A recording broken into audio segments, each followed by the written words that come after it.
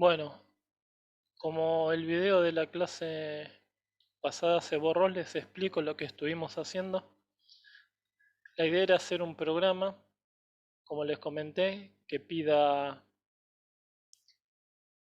primero, cuando se ejecuta, un valor que es una unidad, después que pida en qué unidad se ingresó ese valor, por ejemplo 12 volts, e ingresar un segundo valor, por ejemplo 2 Ampere. Fíjense que acá dice VROA, voltaje, resistencia o ampere. Le pongo 12 volt, 2 ampere y que calcule la unidad que falta. O sea, como tenía el voltaje y la corriente, faltaba la resistencia. En cambio, si yo tengo el voltaje y tengo la resistencia, vamos a ponerle 6 y avisarle que es resistencia, lo que me tiene que calcular es lo que falta, que bueno, en este caso tengo voltaje, tengo resistencia, falta la corriente en amperes. ¿Cómo se logra eso entonces? Bueno, en una primer parte el programa lo que está haciendo es invitando al usuario a ingresar el primer valor y lo almacena en una variable que yo la llamé B1. Después si invito al usuario a ingresar la primera unidad, yo le voy a dar como opciones la B corta, la R o la A para saber si está metiendo volt, si está metiendo un valor de un resistor o si está metiendo una corriente. Y eso lo voy a guardar, la unidad, en una variable que se llama U1. Igualmente, ya les digo, esto es totalmente discutible y el nombre de la variable puede ser cualquiera, pero generalmente se pone algo que haga referencia al contenido que tiene, ¿no? Si pongo el primer valor, yo le pongo B1. Valor 1 también podría haber sido válido, val 1 para no escribir tanto. Bueno, yo le puse B1, pero ya les digo, así es como se llama donde se va a guardar el contenido. Después hay que tenerlo presente para llamarlo cuando lo necesite. Eso está más adelante en el programa. Entonces, después de pedir los dos valores y guardar las dos unidades, lo que voy a hacer es entrar en la etapa de comparación del programa, ¿no? Para eso voy a hacer estas comparaciones simples que son los if, que son los si se da la condición que está adentro o la consigna, escapa el programa por verdadero y si no por falso.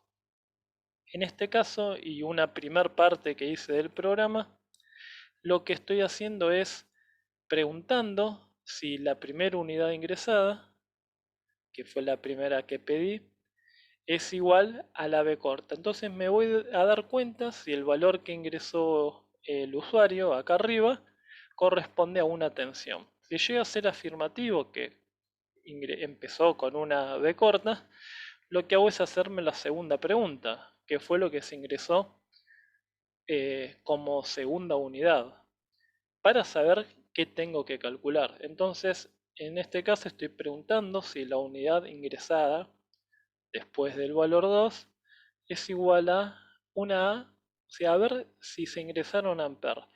Recuerden que para preguntar por números las comillas no hacen falta.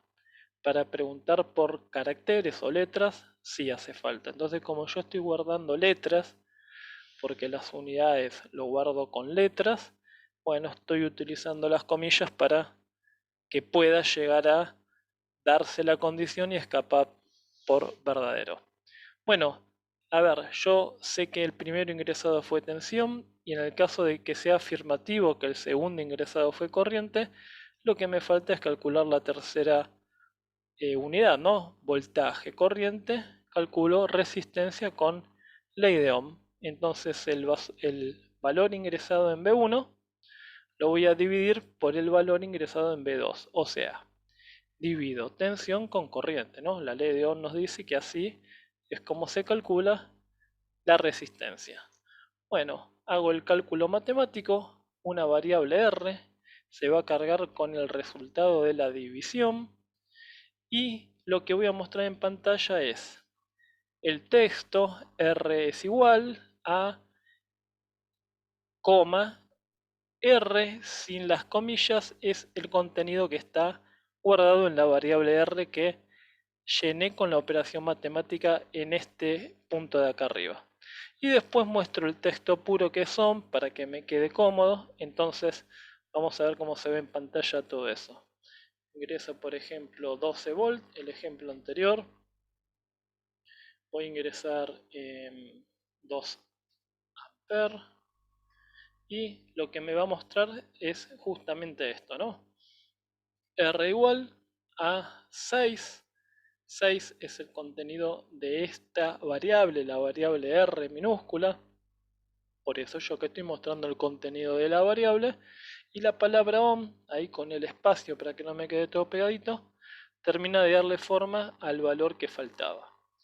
Bueno, si lo segundo que yo ingresé no fueron amperes, obviamente tuvieron que haber sido ohms, ¿no? O sea, voltaje no puede ser, es amper y la que falta es resistencia. Entonces, si yo ingresé tensión, no ingresé corriente, quiere decir que ingresé resistencia. Por lo tanto, la corriente tengo que calcularla.